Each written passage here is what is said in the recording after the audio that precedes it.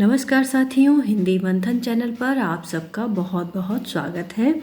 और साथियों, यदि आप चैनल पर नए हैं और अभी तक आपने चैनल को सब्सक्राइब नहीं किया है तो कृपया चैनल को सब्सक्राइब कर लें तथा बेल आइकन को भी प्रेस कर दें, जिससे कि जो भी वीडियो पड़े उसका नोटिफिकेशन आपके पास पहुंचे और आप उसे तुरंत ही देख पाएँ। क्योंकि हमारे पास समय की बहुत कमी होती है, तो हम ये चाहते हैं कि हमारा जितना अधिक से अधिक हम कम समय में पढ़ सकें वो पढ़ें। तो जितना जल्दी आपके पास नोटिफिकेशन पहुंचेगा और आप उतनी ही जल्दी देख पाएंगे वीडियो को।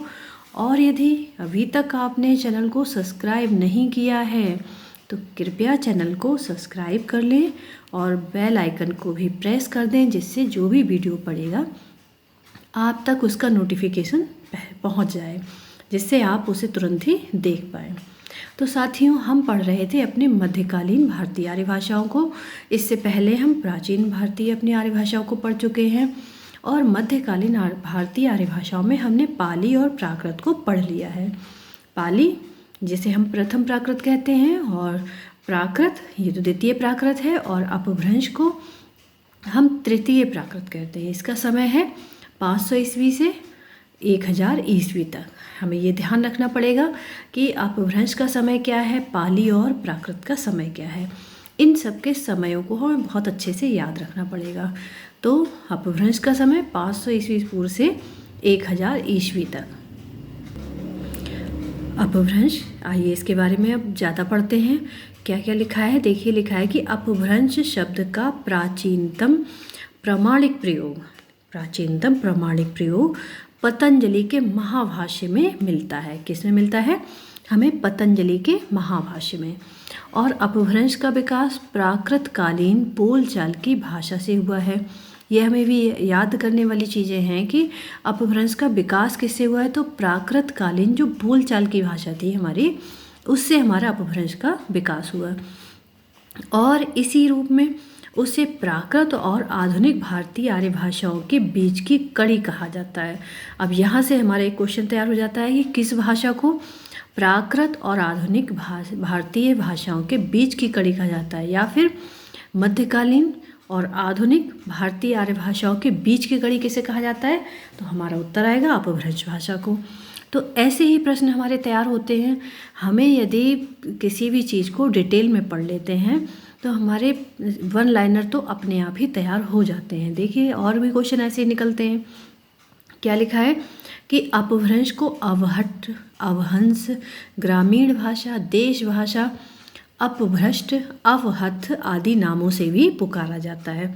अब हमने ये इसके नाम देख लिए कि इसके और भी नाम हैं जिनको हमें ध्यान रखना पड़ेगा। और हमारे सामने आता है कि ये किसके नाम है या अवहंस किसे कहते हैं, तो हमें पता होगा कि हमें अपभ्रंश जो है अपभ्रंश को कहा जाता है। अब आइए अपभ्रंश शब्द का अर्थ और प्रयोग इसके बारे में जानते हैं कि ये क्या होता है। तो अपभ्रंश शब्द का अर्थ है गिरा हुआ या बिगड़ा हुआ। क्या होता है इसका अर्थ? इसका अर्थ होता है गिरा हुआ या बिगड़ा हुआ। अपभ्रंश शब्द का प्राचीनतम प्रयोग अब तक की जानकारी के आधार पर पतंजलि के महाभाष्य में उपलब्ध होता है, जो भाषा के अर्थ में न होकर देशी शब्दों के लिए है। अभी हमने जो पढ़ा था तो ये क्या है कि पतंजलि के महाभाष्य में सबसे पहले अपभ्रंश शब्द का प्रयोग हुआ, जो कि भाषा के अर्थ में नहीं हुआ था, केवल देशी शब्दों के अर्थ में हुआ था।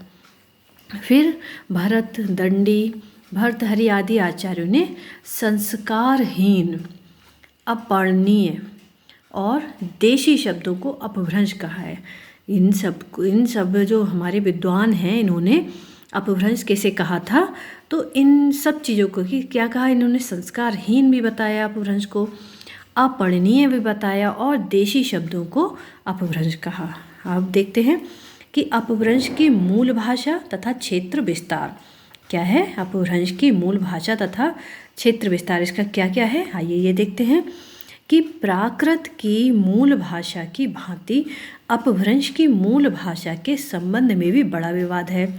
यहाँ से हमें पता चला कि प्राकृत में भी बहुत ज़्यादा विवाद है, इसी तरह से अपभ्रंश में भी विवाद है। किंतु प्रायः यह सर्वमान्य सा है कि इसकी मूल भाषा महाराष्ट्रीय प्राकृत है।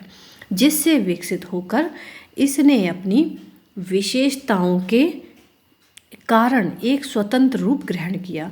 अब हमें ये पता चल चुका है कि ये कहाँ से विकसित हुई है, कि ये विकसित हुई है महाराष्ट्रीय प्राकृत से।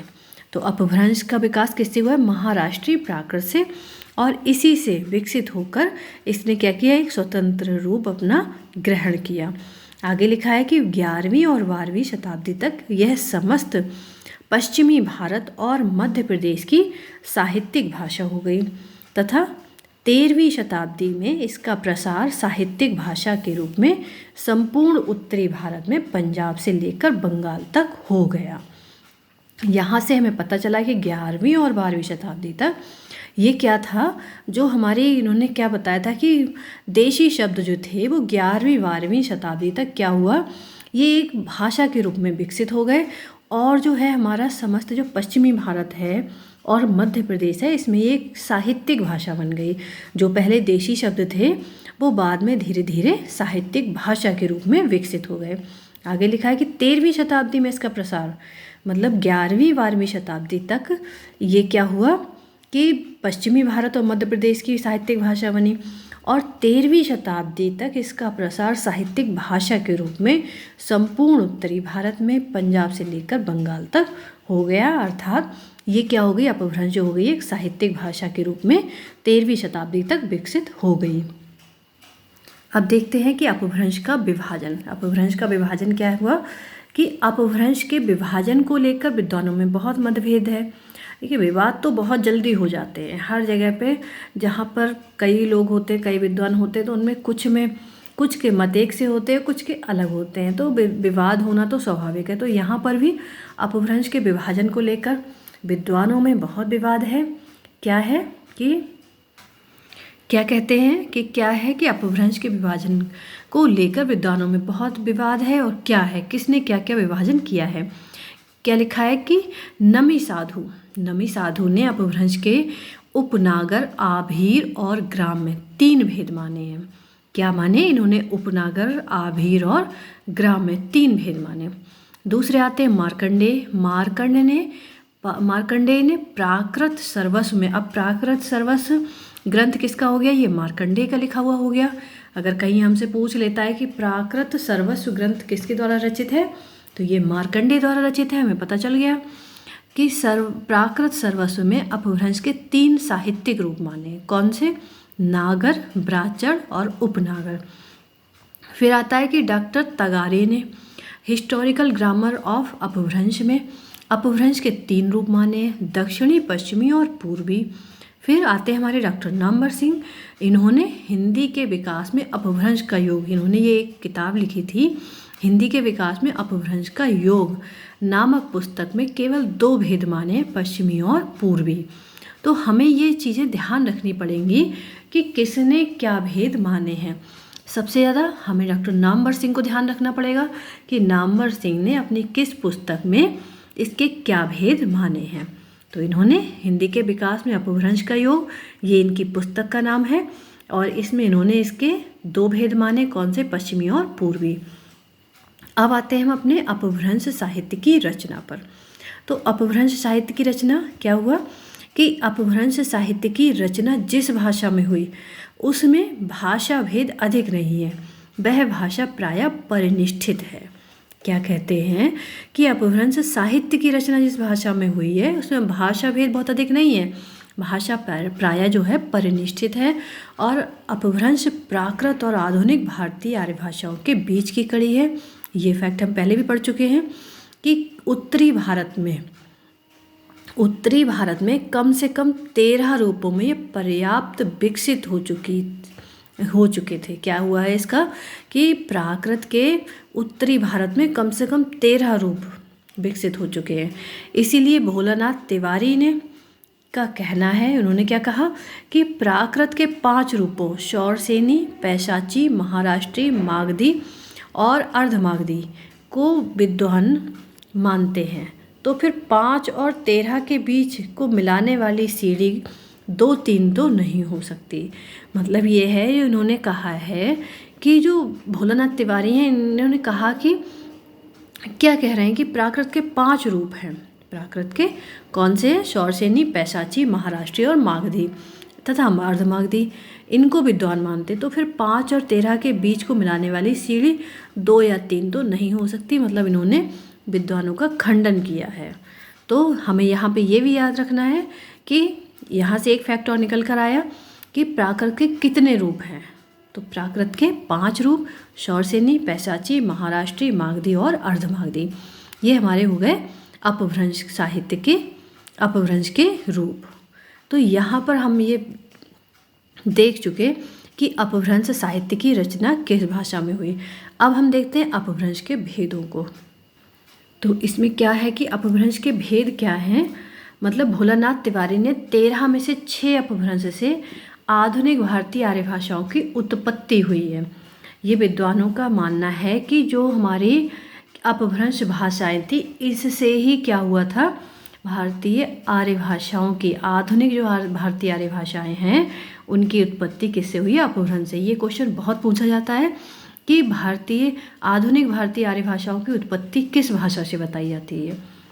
इसका उत्तर हमारा होगा अपभ्रंश से होती है। तो किस अपभ्रंश से कौन सी आधुनिक भाषाएं निकली हैं, ये कौन सी हैं, आइए देखते हैं। तो सबसे पहले है शौरसेनी। तो शौरसेनी अपभ्रंश से निकली पश्चिमी हिंदी, राजस्थानी, पहाड़ी और गुजराती। फिर आती है पैशाची अपभ्रंश, इससे निकली है लहंदा और पंजाबी। ब्राह्मण अपभ्रंश से निकली सिंधी। महाराष्ट्री से निकली मराठी। मागधी से निकली बिहारी, बंगाली, उड़िया, असमिया और अर्धमागधी से निकली हमारी पूर्वी हिंदी। मित्रों, आपको ये सब बिल्कुल अच्छे से याद करने पड़ेंगे क्योंकि अक्सर पूछे जाने वाले क्वेश्चन हैं।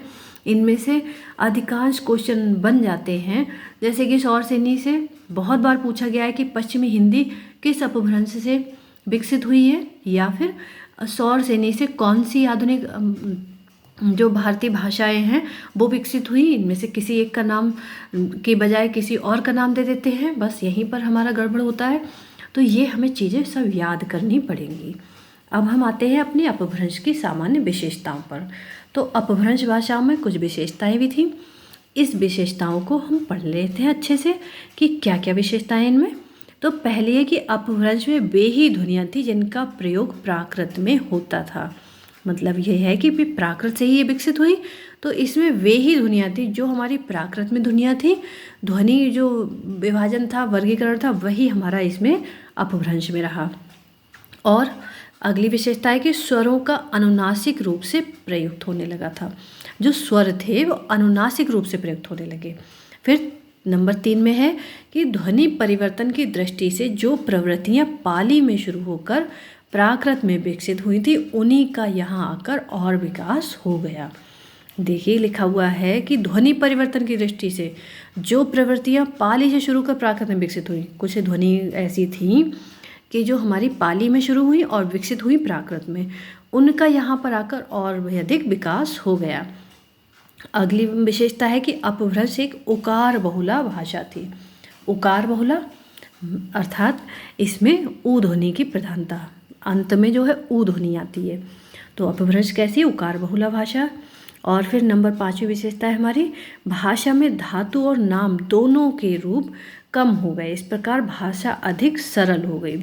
ये भाषा जो है हमारी पहले कठिन थी, वो क्या हुई? और भी अधिक सरल हो गई। फिर अगली विशेषता, नपुंसक लिंग समाप्त प्राय हो गया।